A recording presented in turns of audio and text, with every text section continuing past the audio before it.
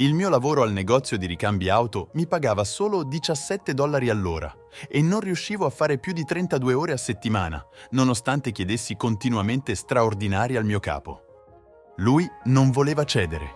Mia moglie lavorava come rappresentante del servizio clienti, ma anche quel lavoro non pagava molto. Un giorno mi disse che voleva prendere un lavoro part-time come cameriera o qualcosa del genere per arrotondare. Era una grande idea e la supportai. Qualche settimana dopo mi disse che era stata assunta in un fast food a circa 15 minuti di distanza da casa nostra. Mi disse che i suoi turni sarebbero stati di sera e nei weekend, di solito fino a chiusura, intorno all'1 di notte. Ero felice che avesse trovato qualcosa di flessibile che si adattasse al suo altro lavoro. All'inizio sembrava tutto normale quando andava al lavoro part-time, ma dopo circa 6 settimane iniziai a notare un comportamento strano. Mia moglie cominciava a tornare a casa tardi, tipo alle 3 o 4 del mattino, anche se il posto chiudeva alle 10. Questo era un evidente campanello d'allarme. Anche dopo la pulizia, non dovrebbe richiedere più di 1 ora e mezza o 2 per sistemare tutto. Quando tornava a casa, parlava pochissimo con me e si metteva subito al telefono. Quando le chiedevo com'era andato il turno, mi rispondeva con una parola o diceva che era stanca. Pensavo che fosse solo stress e che stesse cercando di abituarsi a lavorare 2 lavori, ma le notti in cui tornava molto tardi continuavano anche dopo mesi di lavoro al secondo impiego.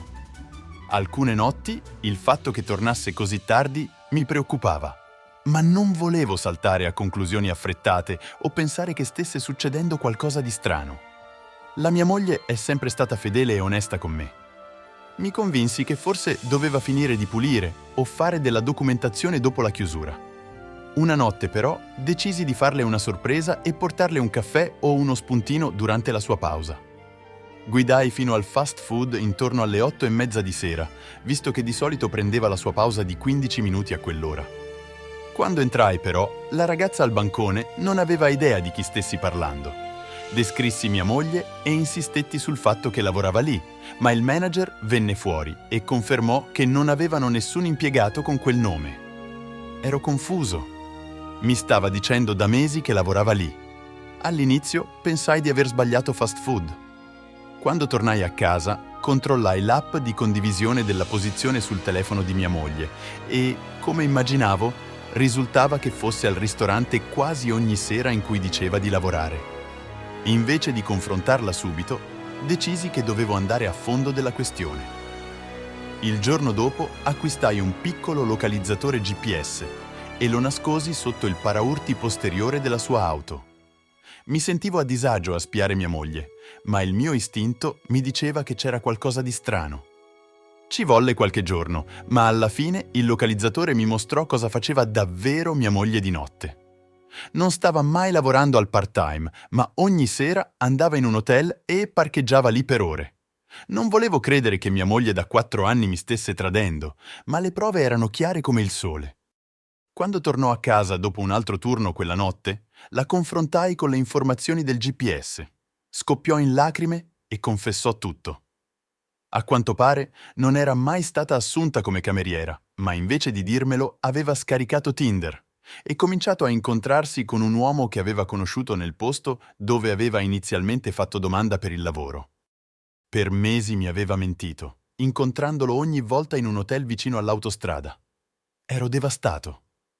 La donna che credevo di conoscere da 4 anni mi aveva mentito e tradito i nostri voti. Anche se mia moglie mi implorava di perdonarla, non riuscivo a superare la portata della sua inganno. Pochi giorni dopo incontrai un avvocato divorzista e feci in modo che tutti sapessero esattamente perché la stavo lasciando. Pubblicai del tradimento sui social media, lo raccontai a tutti i nostri amici e familiari e mi assicurai che chiunque nella nostra piccola città sapesse. Forse non avrei dovuto renderlo pubblico in modo così esplosivo, ma ero così ferito e arrabbiato che volevo che tutti sapessero che bugiarda era stata mia moglie. La bloccai su tutti i possibili canali, cancellai o buttai via tutte le foto di noi due insieme e cambiai il mio numero di telefono. Sono passati alcuni mesi ora e sto ancora cercando di rimettere insieme i pezzi. Non avrei mai immaginato che solo dopo 4 anni di matrimonio sarebbe finito così all'improvviso. Ma immagino sia il rischio che si corre quando si ha piena fiducia in qualcuno. Non so quando o se supererò mai il dolore e il tradimento. Per ora sto cercando di affrontare la cosa un giorno alla volta. Mi sto appoggiando molto a amici e familiari per aiutarmi a superare questo periodo difficile. Mia sorella è stata fantastica, chiamandomi ogni giorno per controllare come stavo e invitandomi a cena un paio di volte a settimana. Il mio amico Rick è stato un vero pilastro. Siamo amici da tanto tempo e lui mi conosce meglio di chiunque altro. È venuto a casa mia per aiutarmi a portare fuori le cose di mia moglie e mi ha ascoltato mentre piangevo per quanto mi mancasse la vita che avevamo costruito insieme. Rick mi ricorda sempre che mia moglie non era la persona che credevo e che meritavo di meglio. Il lavoro è stata una buona distrazione durante il giorno. Ho cercato di fare turni extra al negozio di ricambi auto ogni volta che potevo. I ragazzi con cui lavoro sono comprensivi riguardo al divorzio e non si mettono a fare troppe domande. Fanno battute stupide per cercare di farmi ridere. Ho anche ricominciato a dedicarmi a vecchi hobby che avevo prima di sposarmi.